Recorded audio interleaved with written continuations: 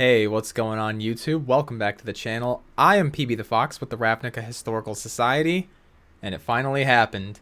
After yesterday of getting baited around and maybe getting a ban, maybe not getting a ban, maybe getting a ban, it happened when I wasn't paying attention, of course.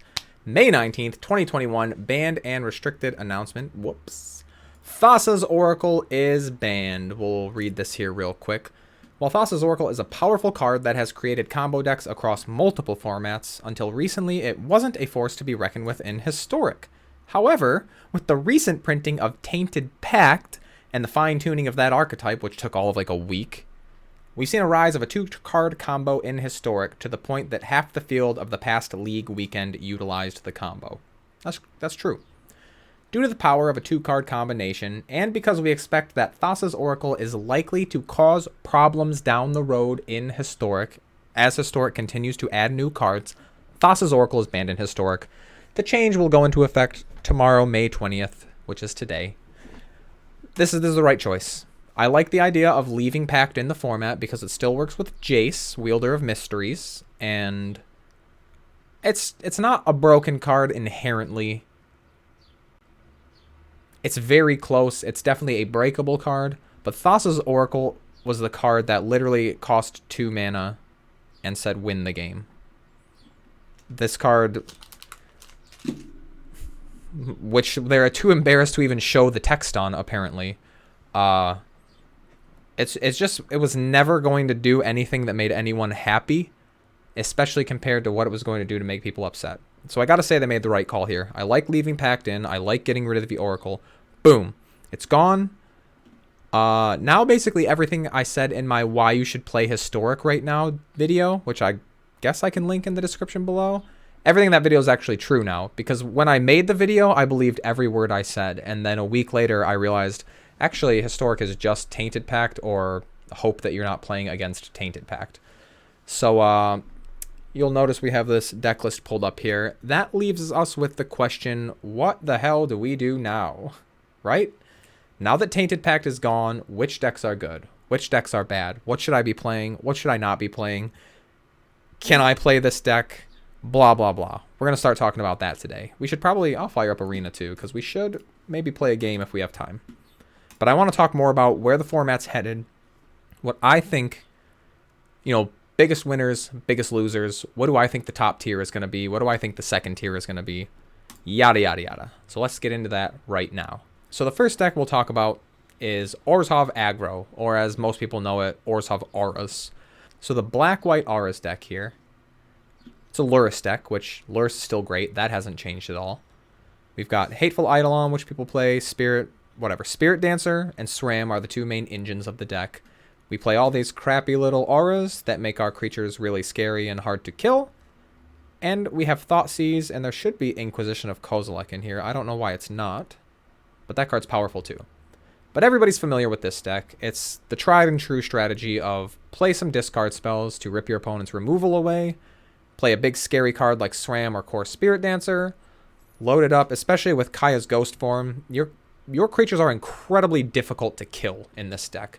As somebody who struggled against this deck for a while, this card specifically, and, Selfless Savior as well, sometimes people play all side, they're all very good at keeping your stuff on the battlefield and not slowing you down in the face of like a Wrath of God or a Languish or a, even, like a Fatal Push or something. We've got 2 2 Selfless Saviors in this list. This is going to continue to be a tier 1 deck, simply because this deck has a very good mixture of disruption and aggression and stickiness. Which, speaking of all of those strategies, a deck that I don't think is going to be good is Blue-Black Rogues. Now, people get upset for me saying this, but Blue-Black Rogues was a fad deck that was never as good as people thought it was. What happened was somebody who was very good with the Fairies deck 15 years ago, or whenever that was, did really well in a tournament with a Blue-Black Rogue list. It looked like a clean deck, so everyone picked it up, and then a lot of the better players realized it's good, but it's not tier 1. It's not that good. The problem that me and a lot of people have with Blue-Black Rogues is, let's look at the threats in this deck. Lurrus is the best one for sure, because again, Lurrus is great. And I don't know, at least 3 or 4 of these decks are Lurrus decks. This card is just going to dominate Historic until... Honestly, this is just always going to be good, because Lurrus is the kind of card where they're just going to keep printing more permanents that cost 2 mana that make your deck even better.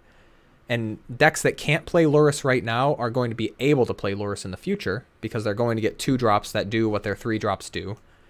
And so any deck with Lurrus is just worth looking at, because they're always going to be pretty good. The problem with the Rogue deck here is, let's look at the rest of the creatures. We have Merfolk Windrobber, Thieves Guild Enforcer, and Soaring Thought Thief. And these 12 creatures are what we are putting 100% of our stock in winning the game on. And if you look at these creatures and you read them, they're not very good. This one flashes, this one flashes, this one doesn't. This one you can sack to draw a card. And so the thing about rogues is that people say that this is an aggro control deck. You're supposed to play it like a control deck with Brainstorm, Fatal Push, Inquisition, Drown in the Lock, Memory Lapse. You have a Mystical Dispute. People play Into the Story, which is the big draw engine in this deck. Honestly, this card is a big part of why Rogues isn't that good. Read this card and tell me that this is a tier 1 card in Historic right now. I don't think so. But the prevailing idea is that we play a sort of control role where we're Fatal Pushing and Inquisitioning, and there should be Thought Seizes in here too. I don't know why there's not. But there should be some Thought Seizes, at least 2. We're going to Drown in the Lock, we're going to Memory Lapse, we're going to play a tempo strategy where we have a light control aspect while we also lean on our creatures to win the game. The problem, like I said before, these creatures aren't all that great at winning the game. This one's pretty okay. It's a 3/2 Death Touch when it's fully powered up. That's like... It's Delver-esque. But this card is not ever going to win you the game on its own. This card probably never going to win you the game on its own. And if your opponent's able to deal with your threats in any meaningful way, you really struggle to close out the game, because you're not a control deck. So the idea of turning the corner on the back of these 3 creatures is kind of laughable. And then just as far as sideboard options in blue-black, you don't go real deep here. Part of this is because the format's been so weird that building good sideboards has been tough anyway. But when all is said and done, this is definitely a tier 2 aggro deck, and it's an aggro deck. It's not a control deck.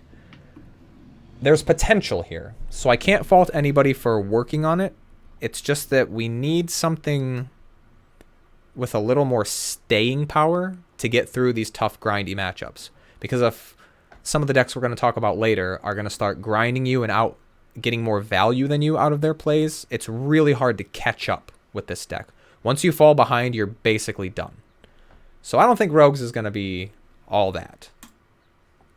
As far as aggressive decks go, the Aura's deck is where it's going to be. We'll talk about that later. Something that's been around forever that sort of went away because of the Pact deck, which is now going to be back in full force.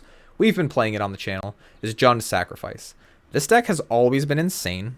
Like, it's never not been good. Even when Pact was in the format, this deck was still crapping on everything else. And more importantly, now there's no Pact, right? There's no Thassa's Oracle to just kill you. That deck had no problem dealing with like a Cauldron Familiar, kill a Mayhem Devil, eliminate the one Corvold that comes down, and then boom, the game's over. Now that we don't have to live under constant, we still will, but constant threat of just losing the game out of nowhere, this grindy, powerful, engine-based deck is so good. I don't agree with playing no Midnight Striders. Excuse me. I don't agree with playing 0 Midnight Reapers, whatever the hell that card's called. This deck's playing Abundant Harvest, which is interesting. This card's very good.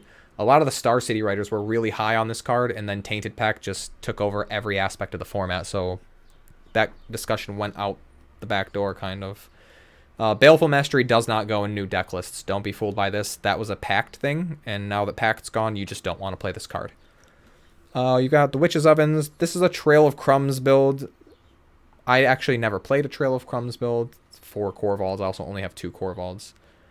But this is a deck that's going right back up into the tier 1 because it's so powerful It has game against everything in the format. It can grind out against a control deck, you know, with Collected Company, which is not in here, is it? That's another thing. I think people need to go back to playing Collected Company because that's going to help you reload against the control decks, which we're going to get to in a second.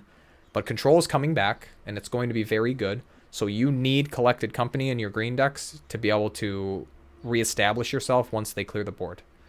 So yeah, I don't know. I think Trail of Crumbs probably leaves just for company. We get more creatures in there, right? We probably cut these harvests and yada, yada, yada. You know, I like my list, but we're going to have to make some tweaks. But this is a deck which is deep. It's got great sideboard options in 3 colors, right? You get your Abrades, you get to bring in Scavenging Ooze. Binding the Old Gods is playable. Akron War, I guess. But between red, green, black, you've got a lot of options. You've got a very powerful main deck that's kind of easy to sideboard with. Like I said, this is an engine deck, right? You want to get Mayhem Devil and Woe Strider and like a cat down. You play a Collected Company. You've just got so many ways to do different things that your opponent like really needs to know what you're capable of, or else they can just play the match completely wrong. Even we play the match completely wrong sometimes. We just threw a game, well, we tried to throw a game away earlier this week in a video because we just weren't paying attention and we were scared of Death Shadow. But this deck is deep. This deck is powerful. This deck's not going anywhere anytime soon. So if you own the cards, now's the time to dust it off and start getting free wins again. Jund Sacrifice is definitely here to stay. So the next deck we're going to talk about is Control. And right now I think Jeskai is the build. The blue-white decks were good. Lightning Helix and Expressive Iteration, surprisingly enough, really give us a reason to go into red. Prismari Command's pretty good too. But it's the same shell, right? We're leaning on Narset and Teferi as big powerhouses. The search is important. Control's going to be coming back. It's going to be a bigger share of the metagame, and you really want Search in the Mirror. Shark Typhoon has always been a good card, and it's going to continue to be a good card. We're on 2 Wraths and 2 Days here. So we also have Doomscar, which is kind of the other option, so that you can Wrath on 3 or Wrath for 3 mana and have a counterspell on turn 5. Being able to, foretell your Doomscar, wipe the board and hold 2 mana up on turn 5 to Memory Lapse their next thing or Lightning Helix their next creature. Very, very good. Very powerful. And then this is a deck where, like, people were over the moon about how many cards from Mystical Archive slot right into this. And then because of Tainted Pact, that just didn't end up mattering all that much. Now, Lightning Helix and Memory Lapse are... they're very good cards compared to what else is in Historic. This is huge. Against any aggressive deck, which we're going to talk about next, killing their creature and gaining 3 life is backbreaking. Well, it's very good. Doing it twice in a game is backbreaking. So you can't not play this card. I talked a little bit about Prismari Command and how it's kind of like Kolaghan's Command, although now we actually just get Kolaghan's Command. Hooray! But in the Jeskai build, this card's insane. It's just, it does 2 damage, it destroys an artifact, you can make a treasure, you can filter through your bad cards. In the Control Mirror, right, you can ditch your Wrath of Gods and your Day of Judgment. You can get rid of your Lightning Helixes. There we go. You have just options, right? We've got lands that cycle, which make us good in a mirror match. Just less, like, draw dependent. And then, again, being in 3 colors Jeskai, we have deep sideboard options. Authority of the Consuls is so good against certain decks. Another reason, like, this is pretty good against rogues. They can't really do anything about it, and it's like, yeah, their things come in tapped, but like just buying the time and buying the life is good. Not to mention once we get to like the Gruel aggro, right, the red green builds and mono red builds, like sometimes people just can't beat this card. Cage, right? Anybody gets Cage. We have Aether Gust, which I think is going to be good again, especially because Jund Sacrifice is coming back. You're going to want to keep these in the board. Dovin's Veto is a mirror breaker. That card's awesome, right? We get Rest in Peace because the graveyard's huge, and we'll talk about the graveyard soon. Deafening Clarion is just a great sweeper, right? Especially when someone's coming really low to the ground. Being able to just deal that 3 on turn 3. This is almost like This is kind of why people aren't playing Doomscar, is because Deafening Clarion sort of does the same thing. There's not a lot of creatures that can come down this early that don't die to Clarion. So that's great. And then the added bonus of like giving your big shark token lifelink, wiping your opponent's board, gaining 6 life with your huge shark, like that happens. So don't overlook that second mode. Mystical Dispute's always been good. Timely Reinforcements, great against the red aggressive decks. People will bring in Baneslayer Angel. I don't know if this is good or not. It's definitely funny to bring this in the mirror match, and then your opponent just panics because they took out all of their removal. I've definitely been a big fan of control mirrors, like in the second or third game, just bringing in some big creatures and like, deal with this now. So that's fun. Just overall, Jeskai Control very well positioned right now. Now that they don't have to worry about warping their entire plan to deal with the Tainted Pact deck, we're going to start to see the format coalesce around a few decks, which means that we're going to be able to streamline our main deck and sideboard answers, and these decks are going to get very good.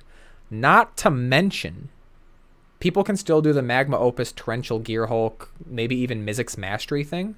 So now that Tainted Pact isn't the combo that everyone has to play, I'm interested to see if that kind of combo-esque strategy starts to get a little more popular and a little stronger. We'll see. I hesitate to say that it will be good, but I'm keeping an eye on it because I think it's got a lot of potential, and depending on how the format ends up shaking out, it could be very good. So if you've got the Mizzix Masteries in your collection, definitely be on the lookout for that. Try it out. Let me know how it goes in the comments below. Moving on, let's talk about some aggressive decks. Rakdos Lurrus. We're back to Lurrus because, again, Lurrus is great. This is a deck that got so many tools from the Mystical Archives as well that just got overshadowed by Pact. Putting Faithless Looting into the format was huge. Like, it should tell you that Faithless Looting, Brainstorm, Memory Lapse, Lightning Helix, all of these cards came Inquisition of Kozilek. So many powerful modern staples came into the format, and it didn't really matter. That's crazy, right? I mean, literally, high-octane explosive jet fuel was poured all over the format, and Tainted Pact was enough to keep it from exploding. So that's crazy. Now that there's no Tainted Pact, you can expect these cards to start being the tier 1 strategies. Now, I know if you watch the show, or whatever, if you watch the channel, you'll know that I really like this deck. I have a very soft spot for Dreadhorde Arcanist and Kroxa. At one point, I claimed that Kroxa was the best creature in Historic, which it actually turned out to be Thassa's Oracle. But now that Thassa's Oracle's gone, this card's going to be good again. What were we just talking about? Control decks are going to get very good. You know what's good against control decks? Things that do all this crap and keep coming back and make you discard cards, and this makes you discard cards, and this makes you play the things that they spent time and mana and cards killing. So does this. This has always been a very streamlined, well-designed deck that just got pushed out by what was happening in the format, and I think that it's time to come back. Stitcher Supplier and Faithless Looting are huge enablers for Kroxa and Dreadhorde Arcanist. Young Pyromancer is very good. We don't have it in the decks yet, but please believe me when I tell you, Sedgemoor Witch is a real card. And it should be in your Rakdos, probably not in the main, but it should be in your Arcanist sideboard because control decks don't want to see this thing. It's extra copies of Young Pyromancer, but it's hard to kill this card, and they can't block it with a Shark token. I can't tell you how many times I've attacked with a Sedgemoor Witch, my opponent has cycled Shark Typhoon for 2 mana, and then realized they can't block my Witch because it has Menace. So this card is very good at closing out a game against control decks, and even other grindy mid-range decks, maybe even in the mirror, probably especially in the mirror, because when your tokens die, you gain life. I'm really high on Sedgemoor Witch, and I think going forward, that's going to be a piece of this puzzle, one piece of this puzzle, that pushes this deck forward. The other one is, of course, Kolaghan's Command. That's about to be a 2 of in this deck, and all of those damn Grafdigger's Cages and Scrabbling Claws, and now we're going to have Relic of Progenitus in the format. It's going to be nice to have a main deck way to kill that crap. I don't think that's going to be enough to hold this down. This deck's just always been good at pushing through. Like, if you're on the play, you have Thoughtseize and Inquisition to just rip that cage away anyway if you don't have the command to deal with it.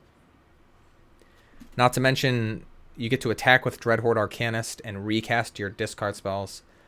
If you've never seen this deck in action, go watch either some of my videos or someone else playing the deck. It does so much more than it looks like on paper. It looks like, oh, I kind of see the idea of this deck, and then you see it in action and you realize that there's so much more to it that's not obvious at first glance. I think this deck is another big winner for the Pact ban. Definitely something I'm going to be running. We're going to be playing Sacrifice and Arcanist. Super excited to put Kolaghan's Command in the deck. I easily see this being a tier 1, or if not tier 1, then it will be the best tier 2 deck in the format. If this doesn't get pushed to the top, then it's going to be right there, and it's going to take one little nudge to get it into the upper echelon of Magic decks. So the Lurrus Arcanist decks, Kroxa, this is definitely something that you need to be watching out for. This is definitely something that you need to build your sideboard around being able to deal with, because this card can rip you apart if you're not ready for it. Moving on to aggressive decks. Another big winner, I think. White-green aggro. This deck was super good for like a week, and then it completely fell off the radar. And I think people are just sleeping on this. And I'll tell you why. Paulo Vitor Dama de Rosa, World Champion 26. This card's crazy good. Archon of Emeria is also crazy good. What were we just talking about? Control decks are coming back. What's really good against a control deck? Making their lands come in tapped, only letting them cast one spell per turn, taking away their sweeper and making it cost 2 more mana, playing a 5/5 and beating them to death with it, making their sweeper cost 2 more mana. This card's really good. I think this needs to be a 2 of. Ronus is pretty cool too. I've always liked Ronus. I played Ronus in Standard. This card, it's a little clunky in the deck, I'll be honest. I've seen it in action, and sometimes Ronus is really great, and sometimes it's actually just kind of terrible. So we'll see. Skyclave Apparition, like, you look at this deck, and it's just full of cards with the graveyard coming back. This deck's just full of cards that are good on rate. And then we get Collected Company, which I talked about earlier. That's going to be so important to reload against these sweepers that are coming back with Jeskai Control, that when they do manage to cast 6 mana for their sweeper and wipe your board, you can slam your Collected Company and come back and kill them. It's combined with the Great Henge, right? The Great Henge, a little clunky. I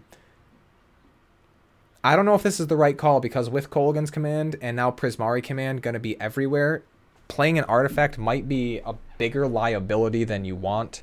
It's like a very good card, right? But I think this might need to move to the sideboard. I've seen people playing Vivian. What's her name? Let's look that up real quick. Oh, we need to see green. Oh, yeah. Vivian, Champion of the Wilds. I forget who it was. It might have been Zan Syed, or I can't remember who I was watching.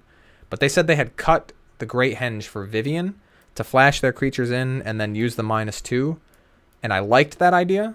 So somebody try that out and let me know. Maybe I'll cram those into my deck and play this a little more too, because I think we have everything except the Archons and the Paulos. I'm pretty sure. Maybe we don't have Ronus. But this is another deck that just gets a lot of value. And I think, especially with the grindy decks like Sacrifice and Jeskai, might be pretty good. It's definitely still got the potential to flop, because this deck can just feel like sometimes you draw a bunch of like Llanowar Elves and you flip into Ronus and Lovestruck Beast and you're like, damn, these actually don't do anything for me. But a lot of times you just hit good stuff. So this is another, like, keep your eye on this deck, know how to play against this deck, know what this deck's bringing in against you. Sometimes they've got removal, they've got Rest in Peace. Thalia can even be in the main sometimes.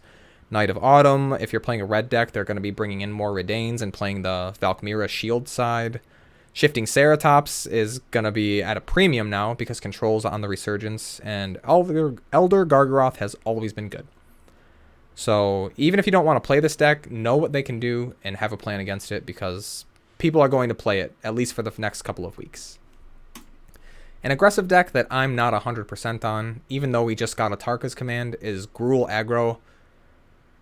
At least in this build. I've seen other people talking, and I agree that Atarka's Command doesn't really slot into this deck very well. We like Embercleave. Oh, the companies are on the board here. The company needs to come back to the main for sure. We cut some on-crop crashers. Probably cut 2 of these. Cut, I don't know, 35 creatures, right? We can go down to 31 for sure. Maybe we cut like an ooze, 2 of these, and like 1 of something else. I don't know. I don't have the deck built. I've never actually played it, so I couldn't make any educated guesses even.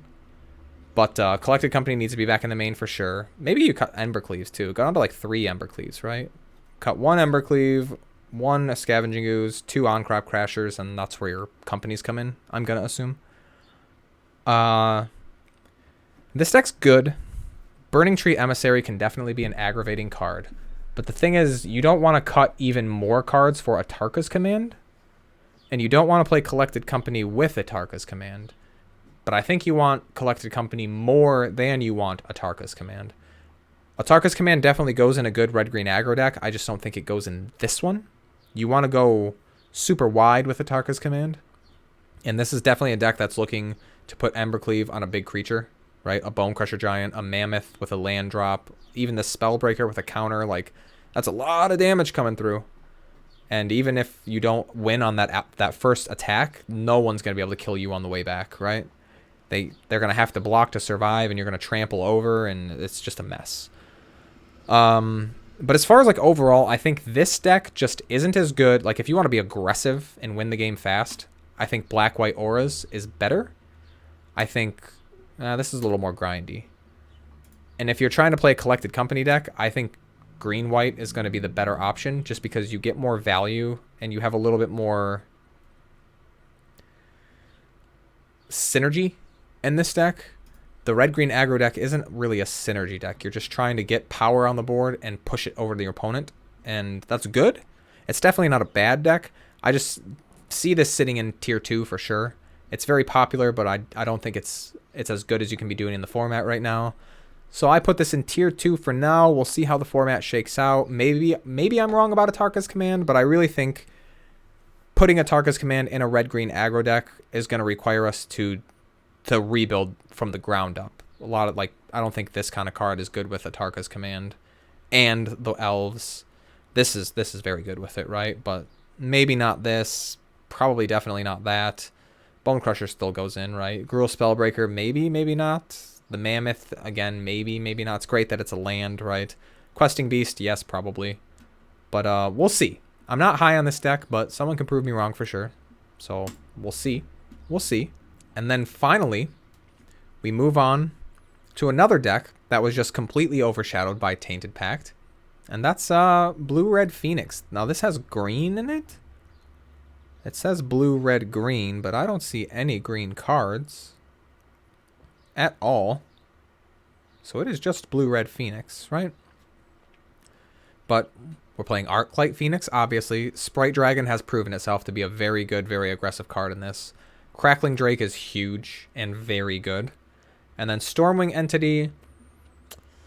Now, I've never played Arclight Phoenix in any format, so I can't say what's good and what's not. I've heard that Stormwing Entity isn't actually where people want to be, but seeing this card, it's very good, and I've lost games to it, so I think this is going to be the next deck, kind of like Tainted Pact, that people are just going to put the most time and effort into refining, and we're going to see within the next week, we're going to see some very good Phoenix lists coming out.